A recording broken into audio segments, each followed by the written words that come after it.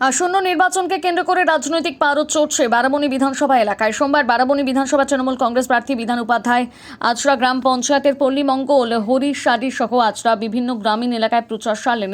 এদিন জনসংযোগ করতে প্রতিটি গ্রামে তৃণমূল প্রার্থী পৌঁছানো মাত্র স্থানীয় বাসিন্দাদের মধ্যে ব্যাপক উৎসাহ লক্ষ্য করা যায়। পুষ্পবৃষ্টির মধ্য দিয়ে প্রার্থীকে উষ্ণ অভ্যর্থনা জানালেন গ্রামের মানুষ। সাধারণ মানুষের এই স্বতঃস্ফূর্ত সাড়া দেখে অভিভূত প্রার্থী বাড়ি বাড়ি গিয়ে মানুষের অভাব অভিযোগ শোনেন এবং উন্নয়নের ধারা বজায় রাখার প্রতিশ্রুতি দেন। এদিনের এই বর্ণাঢ্য প্রচার কর্মসূচিতে প্রার্থীর সঙ্গে ছায়ার মতন উপস্থিত ছিলেন এক ঝাঁক স্থানীয় নেতৃত্ব সহ জেলা পরিষদ কর্মাধ্যক্ষ মোহাম্মদ আরমান, সালানপুর ব্লক তৃণমূল কংগ্রেস সহ সভাপতি ভোলা সিং। প্রচার চলাকালীন তৃণমূল নেতৃত্ব জানান, গত কয়েক বছরে মমতা বন্দ্যোপাধ্যায় সরকারের উন্নয়নমূলক প্রকল্পগুলো প্রান্তিক মানুষের কাছে পৌঁছে গেছে। মানুষকে বলবো, উন্নয়নের সাথে থাকুন, শান্তির পরিবেশ যেটা রাখা আছে, যেটা আপনারা সবাই মিলে আমরা একসাথে রেখেছি, সেই পরিবেশটাকে রাখুন।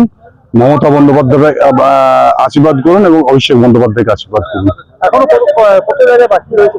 দেখুন, প্রথমত হচ্ছে আমাদের অলরেডি 365 দিনে মানে আমরা ঘুরে বেড়াই।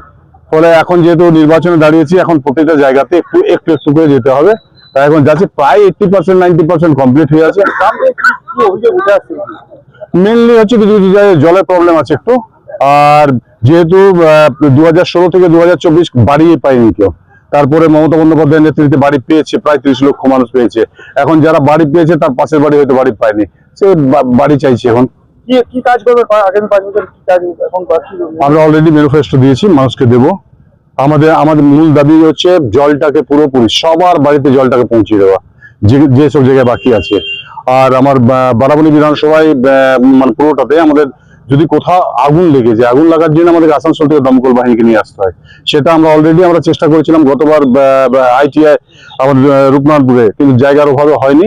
এইবার যাতে হয় তার ব্যবস্থা করবো। আর বারাবণী ব্লকে একটা কলেজ, সালানপুর ব্লকে যেহেতু রয়েছে চিত্তরঞ্জন কলেজ, বারাবণী ব্লকে একটা কলেজের ব্যবস্থা করা।